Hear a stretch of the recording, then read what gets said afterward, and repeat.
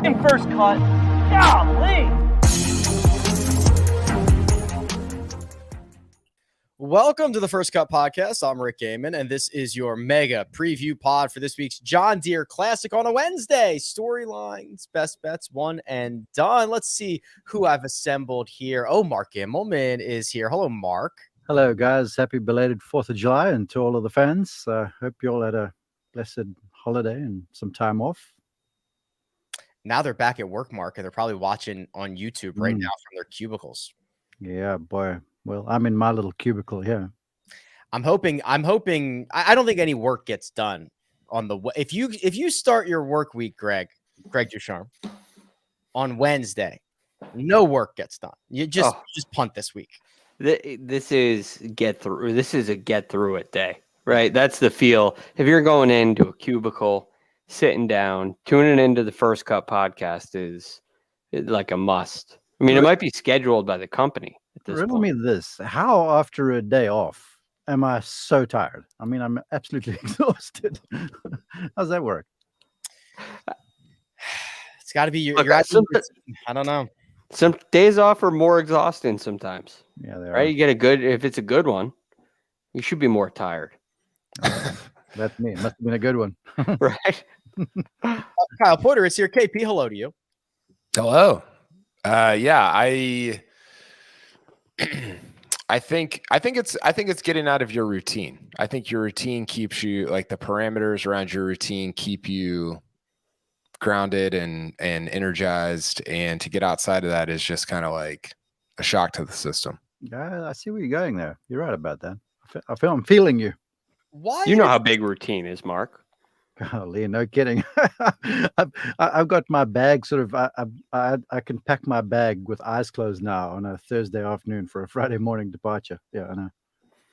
Well, we've got a little bit of a news roundup here. We'll get to the storylines around the John Deere. We'll get to our best. We'll get to our one and done. But there is a very iconic golf course that will be in prime time television for your viewing pleasure. That golf course, of course, Kyle Porter, is Pebble Beach. Have you heard of it? Number one. I thought that was going to be a TPC Deere Run joke. No, not good enough to do that. The setup was just, it was right there. Yeah, fired up. U.S. Women's Open. We've got I think I was reading about it today, and I think having a sort of Tiger-like figure now is it just makes everything else work, and I'm not saying that Rose is going to end up having Tiger's career. I don't think anybody is saying that, but she's the most compelling person in golf, I think, in women's golf since Michelle Wie, probably. And I don't think there's anybody that would say that she's less talented than Michelle Wie. I think most people would say she's actually more talented and has a better pedigree and better resume, and that you get Pebble, I think the thing about Pebble is you get it with equipment that it was created for, right? Or not equipment, but the style of play on the women's side that it was kind of created for. I think you're going to get a more strategic course. You get Rose, you get my favorite women's event all year is the U.S. Women's Open, and I don't envision this year being any different. I think it's going to be awesome. So you're telling me then that I'm going to be spared Twitter telling me how bad Pebble Beach is as a golf course, as it normally is during the AT&T Pebble Beach Pro? Huh? I think Pebble's fine. I think Rick and I had this conversation in LA. Should it be in the U.S. Open, like in the men's rota? I don't know. I think I'm fine taking it out. I don't know. Some of it is just overexposure, right? I think it's fun to go to Shinnecock once every 5 years. With Pebble, it's like, oh my gosh, it seems like we go there a lot, and it's gotten.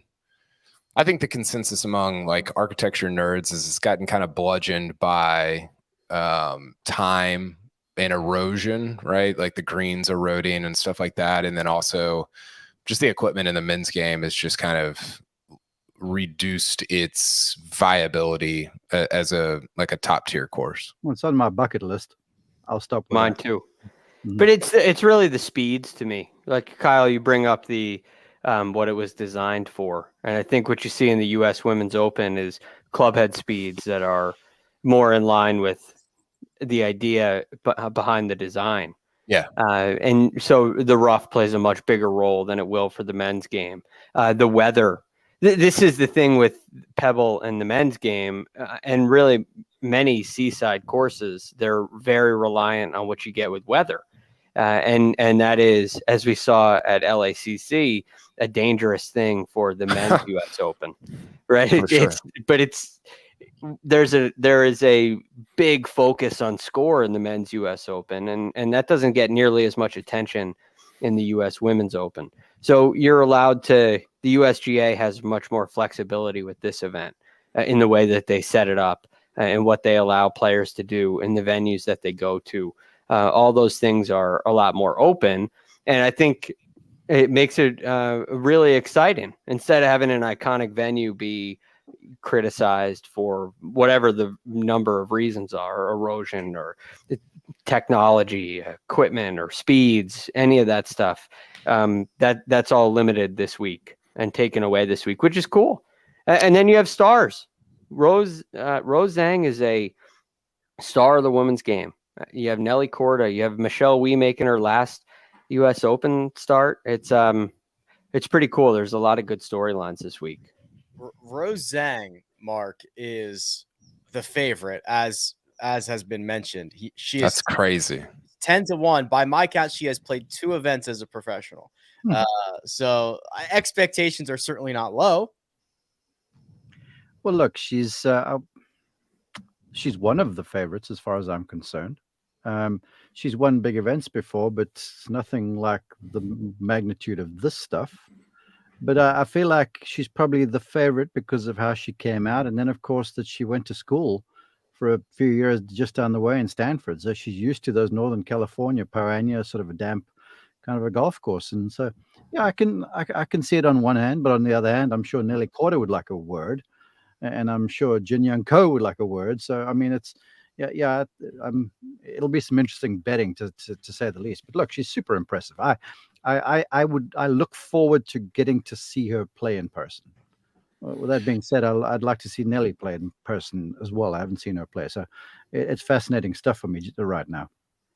I mean, this would be like Ludvig being the favorite for the Open, Rick. I know, it'd be wild. I mean, it would be insane. I got to tell you, last week in Detroit, Friday afternoon, oh my goodness, the world was making Ludvig Aberg the next greatest thing to Tiger Woods. I mean, you should have heard the conversation out there. Everyone was Ricky Bananas, obviously. But Ludvig Aberg was like the guy descended from on high with choirs of angels singing hallelujah. It was unbelievable how people were talking about him. I mean, I think that's how Luke Donald is viewing it. He might need him for Rome here in a few months. I had a conversation with Luke Donald waiting for the elevator in the hotel. And I'm like, so? And he looked at me and goes, he's got a lot of potential. He was pretty pragmatic about his answer to it. But yeah, I'm with you. He's awfully parable. I talked with him on Sunday morning. He's a super, super nice chap. And look, I mean, I don't think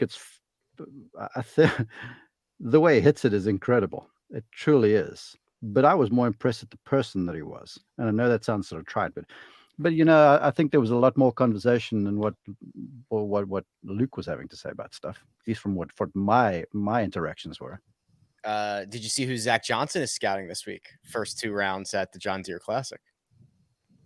Hopefully Russell Henley. No. Denny? Yes. Okay. Denny, Kuchar, and Zach Johnson off the 10th tee at 8:40 Eastern time in the morning on Thursday. You sure he's not scouting Kuchar? I mean, who knows? Debatable. Is this becoming a Ryder Cup podcast? Because I got to tell you, I'd said so off Sunday after Memorial. Denny McCarthy, the way he played on that Sunday around that golf course, I was like, wow, he was legit. I always knew Denny as kind of the good putter, but he freaking hit it on the button every single time. And but for a fade that drew on the 18th hole, you might have a different champion over there. He was really, really impressive in tough conditions. Yeah, the problem is you've got like 17 of those guys on the U.S. side. It's true.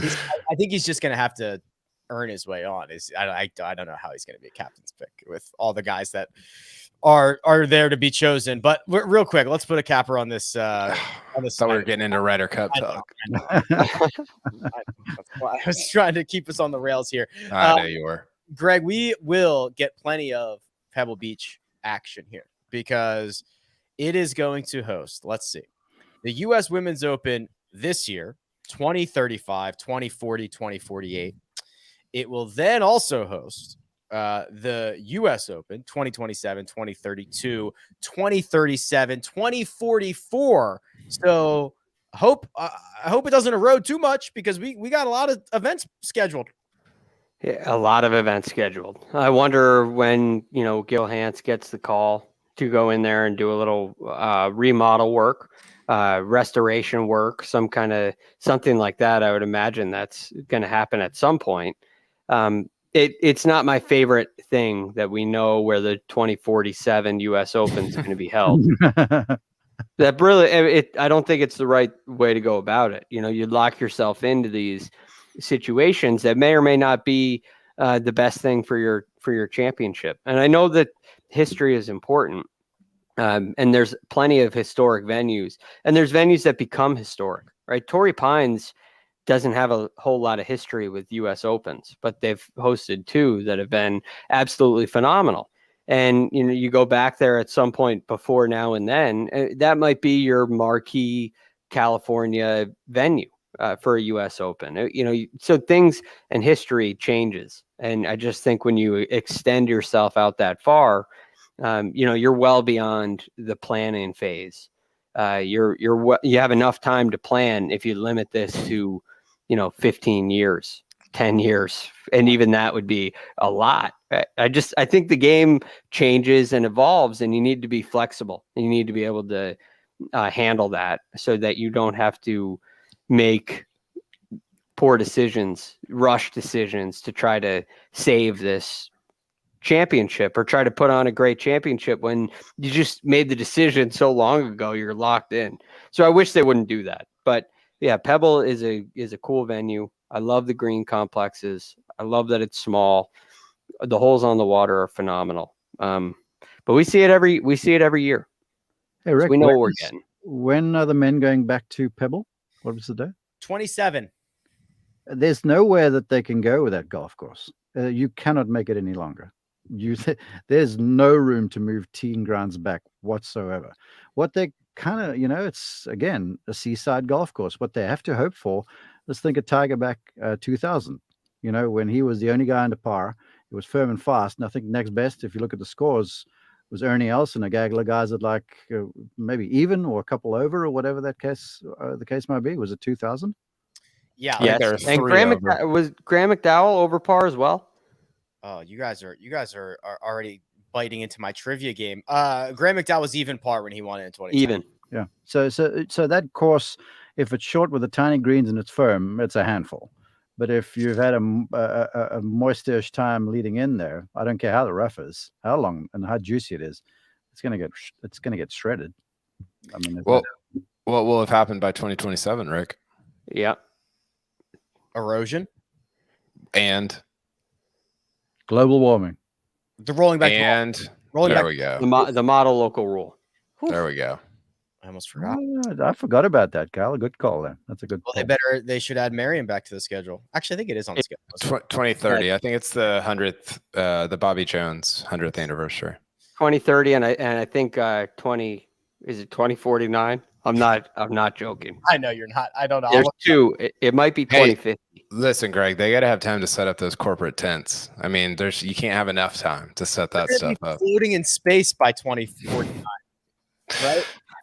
I'll say Pebble and Marion have more place to put corporate tents than Riviera does. While we're on, they'll play that championship in virtual reality is where they'll be playing it. Space won't matter. If they can't push the ball roll back through, I think the next best option is just to build some islands off the coast of Pebble and have some tee boxes out there. Sure, let's do it. You could do that for 8. You could just build an island. You said one of the holes you have to tee off from Jim Nance's house. Sure, why not? Just set it up that way. Okay, so here's where I was going to go. So the U.S. Open, the men have played there 6 times. I was going to say let's name the winners, but we've already checked off Tiger Woods in 2000 and Graham McDowell in 2010, so we've got 4 left. Watson and Nicholas, Jack and Tom Watson. Watson 82, Nicholas 72. Yeah, 2 Woodland. more. Gary Woodland, the most recent, 2019, And Tom Kite. There you go. You guys are go. 1992. There you go. Those are your 6. It's a legendary bunch of guys that are won around there. If you look at the roll of honor, It's pretty good. Jack won obviously both the amateur and the U.S. Open there. You know who else won the amateur there? Victor. His name. Victor Hovland. Okay. We will turn our attention to this week's John Deere Classic. We'll give our best bets. We will reveal the one and done. But first, we're going to take a quick break and hear a word from our partners. And how about this? Get ready for non-stop action that will have you saying, "You gotta be kidding!" Oh my, Canada! This could change things. What a play and what a finish! That's some pretty good football, eh? He's gone all the way to the house. It's the Canadian Football League, Thursday on CBS Sports Network.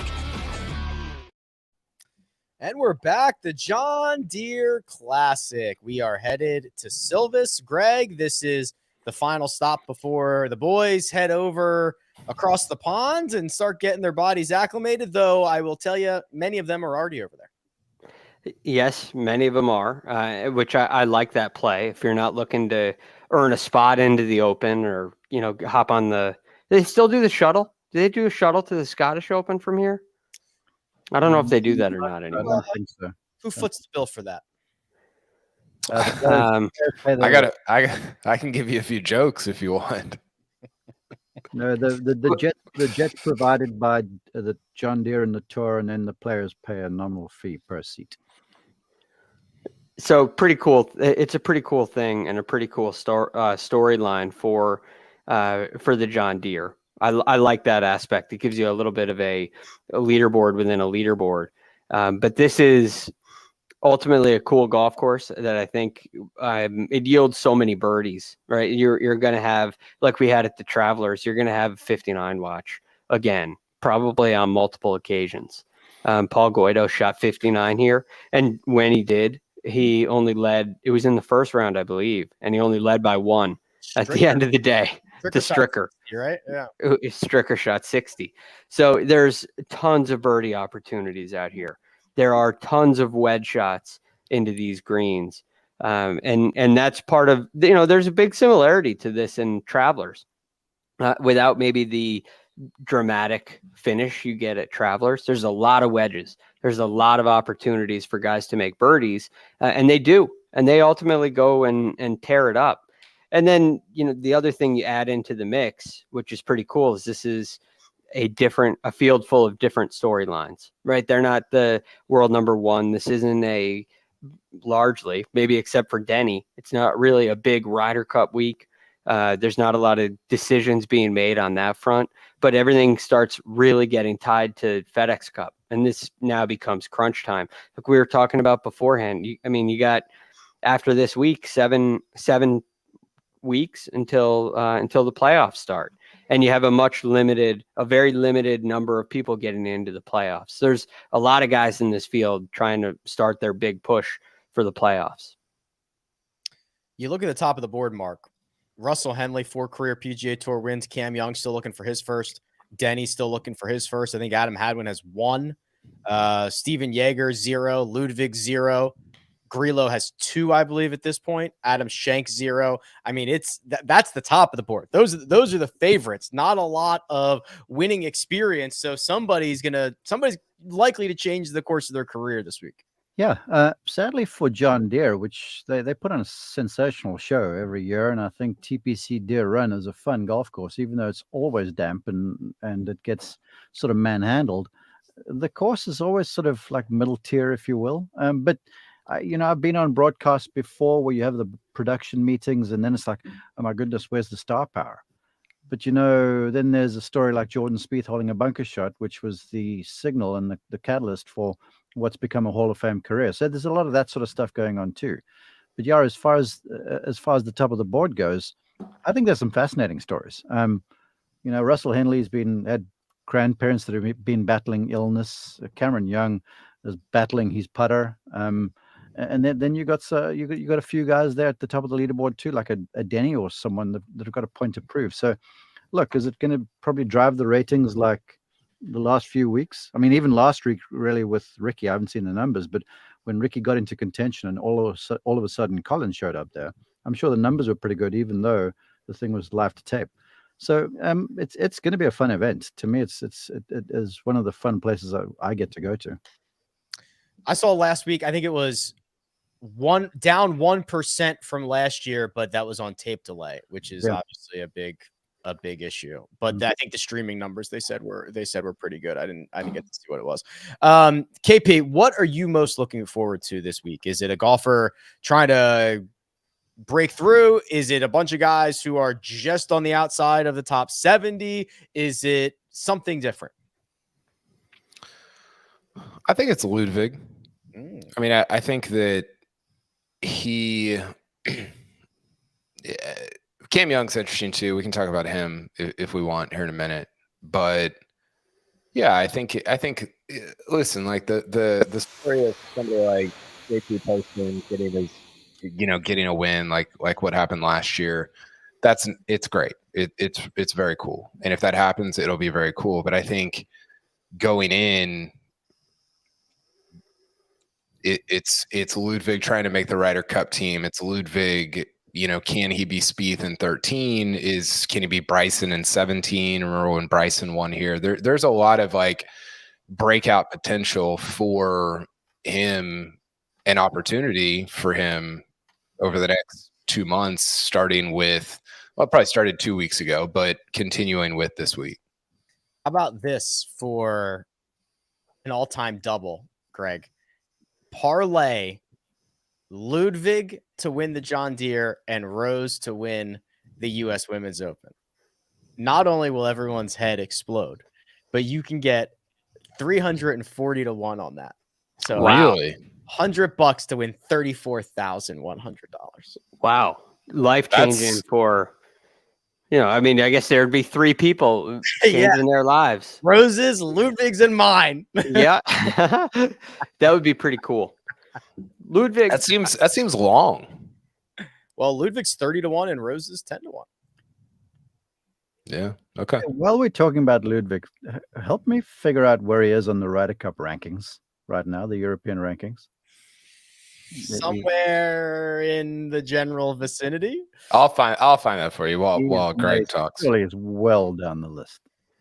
Oh, okay. Well, it won't matter when he's Luke Donald's first pick. Yeah, he's not going to have any European points, right? So how they do it where the guys on the European points list get the first 4 spots, and then the next 4 go to, or maybe it's 3 now. But it used to be 4 on the world side that weren't already qualified. So it's 3 and 3 now. That would make sense.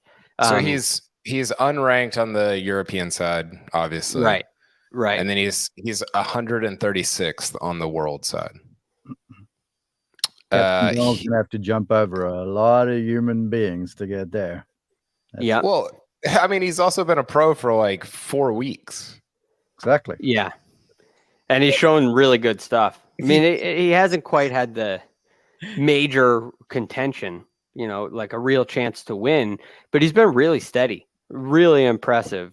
Definitely belongs as a professional. I'm not sure he belongs on a Ryder Cup team just yet. Yeah, but a win this week would go a long way. Yeah, surely. I'm not trying to be the black cloud here because, again, I walked past the guy and I was like, whoa. But it's a long way to go for Captain Donald to go and fetch him, because when are the final picks announced for that crowd? I know the US is after the Tour Championship, right? Yeah, I don't know about. Oh yeah. Well, points end after BMW. Yeah, I think he's going to be on the team. You think he should be on the team? Like, is it valuable to get somebody like that into the system? Yeah. I think his ceiling is just so high, and Rick and I talked about this the other day. They're so bad at the bottom that you're not missing anything by taking him over like a Aaron Rye or a Steven Yeager, or, Moronk or somebody like that. If you believe in his ceiling, and I do, and I think most people on the European side do as well. I had something else for you, Greg. I'm trying to think of what it was. I don't remember. Sorry. I was going to follow up with something you said, and then I got sidetracked, and now I don't know what it is. But okay, so we'll keep an eye on Ludvig. We'll keep an eye on how he plays this week, and I think we'll jump over to our bets. Are we ready for that, Josh? Do we have that? How about this? How about we do the bets and the one and done after a quick break? You gonna start the engine sometime soon, Erica?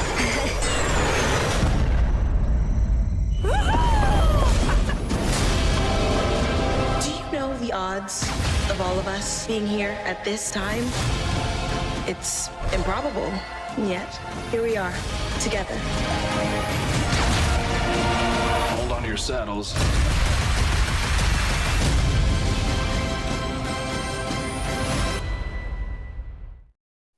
And we're back. So Josh has been so kind to give us $100 to take over to Caesar Sportsbook, and we separated out with a $50 matchup of our choice, a $30 finishing position of our choice, and two separate $10 outrights. And it looks something like this. We will start with our matchup wagers for this week. Mark, you scoured the whole site. What'd you find? Matchups. I'm going with a guy that's won earlier this year. I've always been impressed with the way he hits it, but his putting has been tremendous, and he's played well here before. And he's going up against a guy who always hits it well, but really is struggling to find the hole right now in Cam Young. So give me Emiliano Grillo over Cam Young plus 105. That is Grillo over Cam Young. KP, where are you headed? Eric Cole over Steven Yeager. Eric Cole's been playing really good golf, and I like that he's plus money against Steven Yeager here. Yes, he is. I went with a guy who is flushing it, Ches Reavie over Ryan Palmer. A little bit worried, but these two, I don't have to worry about bombing it around this place. These two are going to be playing from the middle of the fairway and on the short side. Greg? Uh-oh. Oh, no. Yeah. All that conversation about Ludvig, and you said, forget about it. I got somebody to beat him. Yeah, Adam Schenk, I think, will beat Ludvig this week. Adam Schenk's been playing some really good golf. And if you look at the results, they may appear to be a little inconsistent. He's missed some cuts and he's contended in some weeks. I get the sense that Adam Schenk is really chomping at the bit and really feeling ready to win on the PGA Tour. And I think Ludvig is very close to that. I don't know if he's quite there. Last couple of weeks, he's lost strokes approaching the green. I know he's got the driver on an absolute string, but that iron play has not been up to the level of Adam Schenk. And these guys at minus 110, they're both minus 110. And I think Schenk's just a little farther along and ready. I think he's really going to contend. Doesn't mean I think Ludvig is going to play poorly. I think we're looking at a top 25 out of Ludvig, and I think we're looking at real contention with Adam Schenk, as you'll see going forward. Reavie over Palmer, Schenk over Aberg, Cole over Yeager, Grillo over Young for the matchups. Greg, I'll bounce it right back to you. Any finishing position in the whole world that you want, what'd you find? Yeah, I love Callum Tarrant this week for a top 30. And a couple reasons for that. He has been, I think, starting to find his way a little bit. A guy who's a really, really good ball striker, but 2 weeks ago, he gained over 10 strokes ball striking. Now, he lost a lot of it on the greens, and he really struggled with the putting. But I think that Callum Tarrant is the kind of guy who's safe because his ball striking is so good and so solid. And he did have a really nice run here last year, finished tied 6th here last year. So I look for him to repeat with a really nice performance. And I like it at plus 170. Yeah, certainly did play well here last year. Mark, you got a top 40 wager. Who is it, please? I went with my homeboy, Garrick Hago. Last week, he and his caddy were packing up to go home on Friday evening. And then he got a call from his caddy saying, no, buddy, 4 gets in. And then over the weekend, he played sort of early, but he felt like he was playing well. And so I went and spent some time with him on the range Sunday morning. And he said, hey, I need some good vibes. I feel like I'm playing well. Now, backstory to that is when he won at Congaree, I saw him earlier in the week. I'm like, you look good. Really, this place suits you. And he goes ahead and wins. So he goes, hey, tell me something about me. I'm like, well, believe in yourself. Go play. He goes, okay, I'm on my way to Moline. So I'm believing that Higo is full of confidence. And the number at 115 plus 115 is a little low, but I feel like top 40 is pretty easy for him right now. Top 40 for Higo. I went with a guy who's won this event before and finally, for the first time in his life, putted well last week. Ludvig Aberg, top 30 plus 140. He's using the broomstick, Kyle. A couple events now. He's using the broomstick. It hasn't always been pretty, but I'm hoping he's had himself a breakthrough. He is, and I learned that that's his best putting performance since the 2021 Honda Classic on the Rick Run Good newsletter this week. That is correct. rickrungood.com/newsletter. It's free. Yeah, there you go. He mentioned his right. He goes, the way his right hand is moving during the stroke, he goes, he's never ever felt that before in his life. Yeah. Well, that's a good thing. Yeah, exactly. No kidding. He goes, it just feels so different because it's always been so active and electric down there. So it is a good thing. Active and electric. I've got Ludvig top 20. I think I'm in. Let's get a win this week. Mark, which one of these bets will you come on here Friday night and tell us how excited you are and have victory lap? Which one is most likely to burn you this week? Ludvig let me down last week. He really did. I mean, he was looking all the part. Then we got close to the finish line, and he shot over par on the weekend or something? Yeah, 72, 73 or something, or one over. Yeah, well, it was over par, and par. Well, I sound like Bryson. Par was like 68 around that place. So you're advocating for strokes gained right now, Mark. Okay, I'll stop. Which one? I don't know. Probably the Higo bet. Okay, well, we'll keep an eye out for that. Let's fire two more outright wagers here. Mark, you go first. I'm completely on board with Greg. I think Adam Schenk is playing beautifully right now. I watched him play, hits this tumbly, beautiful draw. He just seems like he's so okay with himself. And he's played well at this place before. I think he's had a couple top tens. So I love him at plus 3,000. And then Taylor Moore. I mean, I went and spent a lot of time with him in preparation. I was just watching, talking with him, and he's just so full of swagger. The self-confidence, he's sort of quietly so, but he believes he's got all the shots. He was hitting some shots around the pitching greens that I was like, whoa. And so he's just a really, really sound player who played nicely last week. But for one or two holes, I think it could have been different. And he's won before. So Taylor Moore, who too, in his first go around here last year, played pretty solid. So I think both of them carry on the form from Detroit in similar sort of conditions. Yeah, 30 and 35 to 1. Greg, you've also got Adam Schenk on your card and a different name. Yep. So love Schenk, obviously. Talked about that a little bit earlier. Mark, you were right on the button. He's got 2 top 6 finishes here in 4 starts. Danny McCarthy's the other guy that I like. And I know he's not the second favorite in the field so far this week. But there's a good reason for it. I mean, like Mark said earlier, known to be the best putter on the PGA Tour, but the ball striking is really starting to match up, and you're seeing it in the results. It's 3 straight top 20s. It's the easy way to say it, but you also have a runner-up at the Memorial and a tied 7th at the Travelers after a really tough Saturday. So both these guys, Adam Schenk and Danny McCarthy, to me, are really chomping at the bit. I think their games fit these golf courses. Their iron play has been very good in recent weeks, in the last 2 months, and so is their putting. And it feels like these 2 guys are ready to change their career this week.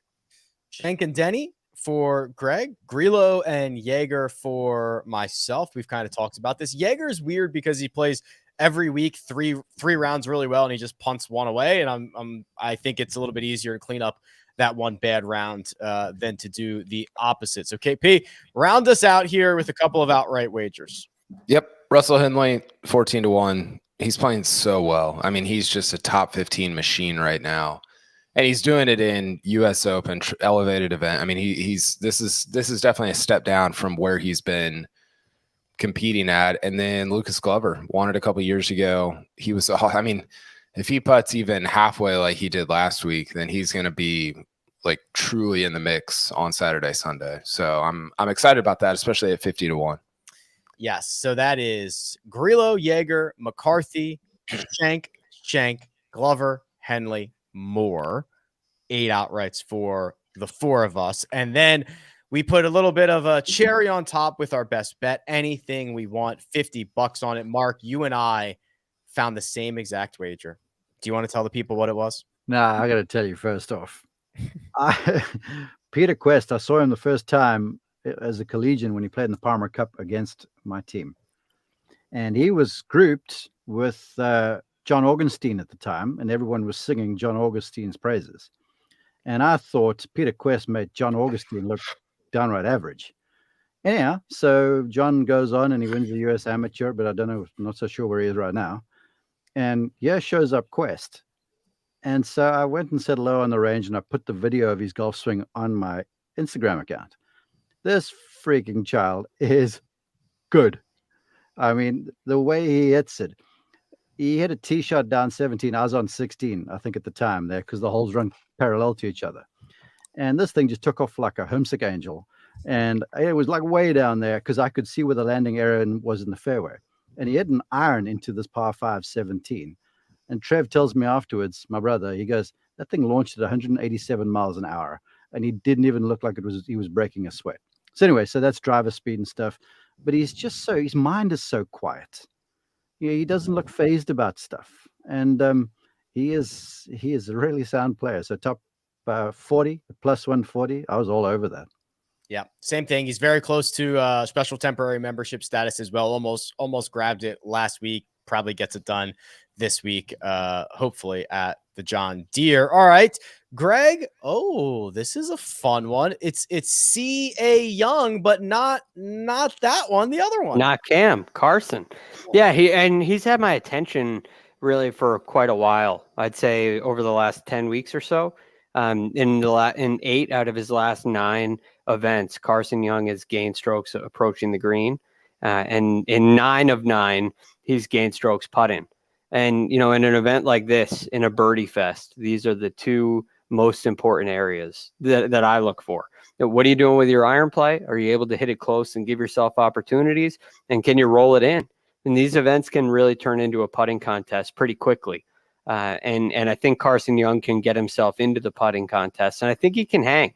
So I like him at plus 200 for a top 30. Again, I think he's a much better player than the odds show and have showed lately, than DraftKings pricing has shown. The attention he's gotten is understandably low, but I think he's a much better player than all of that replicates. So I think he's good for a top 30 this week. We've got 2 top 40s. We've got a top 30. And KP, you found a top 20, please. Russell Henley, top 20. This is what he's been doing at worse events. T11 and second in his last 2 starts at TPC Deere Run. It's a bad number, obviously, because he's the favorite, but I really, really like him this week.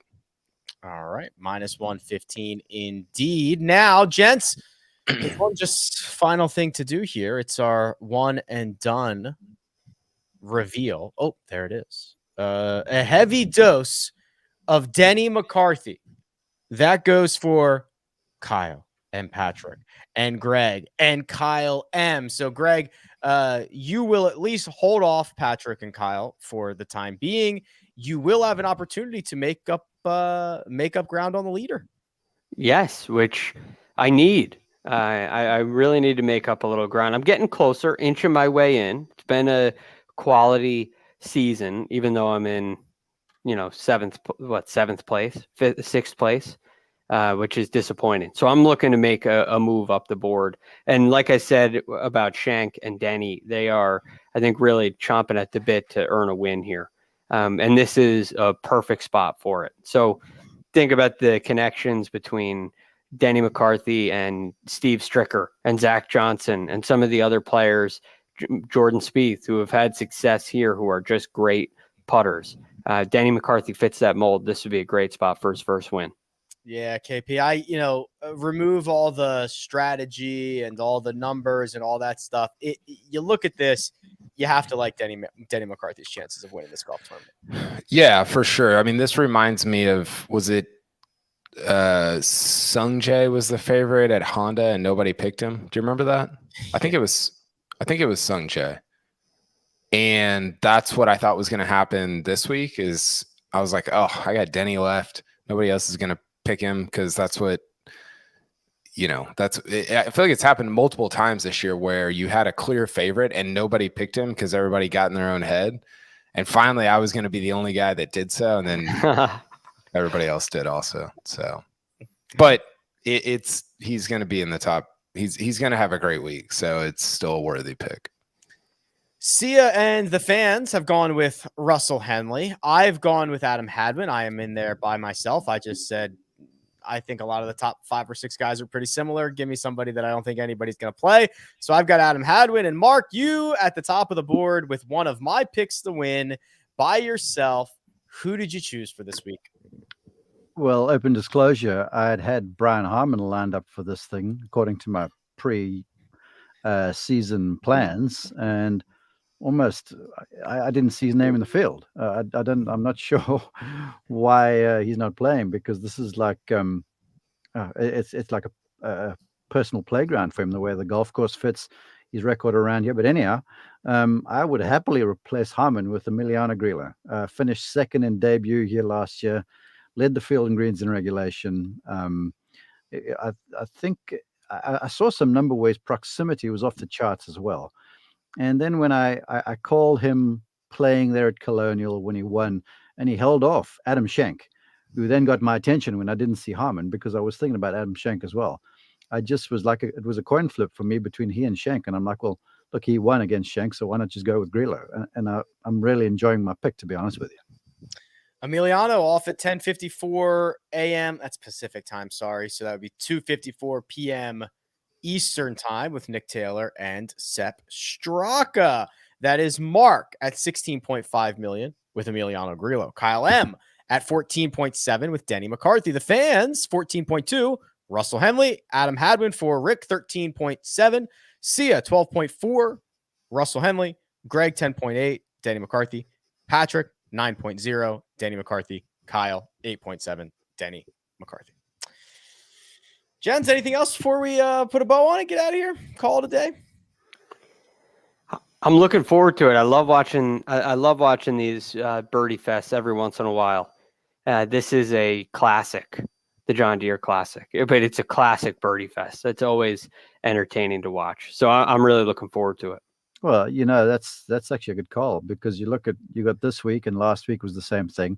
And then you've got 2 weeks over in the United Kingdom, and then you come back to the 3M, and it's the same sort of thing where it's a fun golf course. Guys get after it a little bit, and so yeah, it's some different golf, because then well, look, they get after Wyndham some, but then the 3 playoff golf courses in Olympia Fields, Sedgefield, Southwind, and Eastlake are hard. So you've got a nice sort of change up between birdie fests and grinds, and it's going to be a fun race to the finish.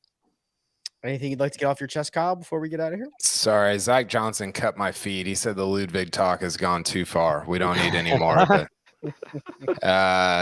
No, I'm excited about this weekend. U.S. Women's Open is going to be awesome. Prime time. It's a rare thing where there's a golf event in prime time that I don't really have to cover super closely. I might write about it some, but I'm looking forward to just enjoying watching that and not necessarily having to. That's a good point. Dive incredibly deep on what's going on. That's a good point. Yeah, it'll be fun. You'll be tweeting. Watch as a fan a little bit. Yeah, with the kids. My daughter was excited that the women will be on this week. I mean, in prime time this weekend, so it'll be good. So if you got the kids around, do you still tweet? Live tweet? Oh, yeah. I've saved some thoughts for fire them off when they go to bed. Yeah. Oh, okay. You don't let them take over for an hour? No, it'd just be emojis, and it'd be a disaster. It'd be face. They'd be like filming themselves. Nobody wants that. It'd just be gritties for an hour. Oh yes, I saw a tweet the other day. Somebody's kid grittied through TSA at the airport. Are you allowed to gritty through TSA? I mean, it's going to go on my newsletter this week. It's an extraordinary feat. It might have never been accomplished before. It arguably might be the first ever gritty through TSA. All right. Well, we'll be back Thursday, Friday, Saturday, Sunday to discuss all things John Deere, U.S. Women's. I mean, it'll be on while we're going. It'll be pretty sick. So looking forward to it. Big thanks, producer Josh, does all the hard work behind the scenes. Mark Immelman, available on Twitter at Mark_Immelman. Greg DuCharme at The Real GFD. Kyle Porter at Kyle Porter CBS. And you can find me at Rick Run Good. This has been The First Cut. We'll catch you next time.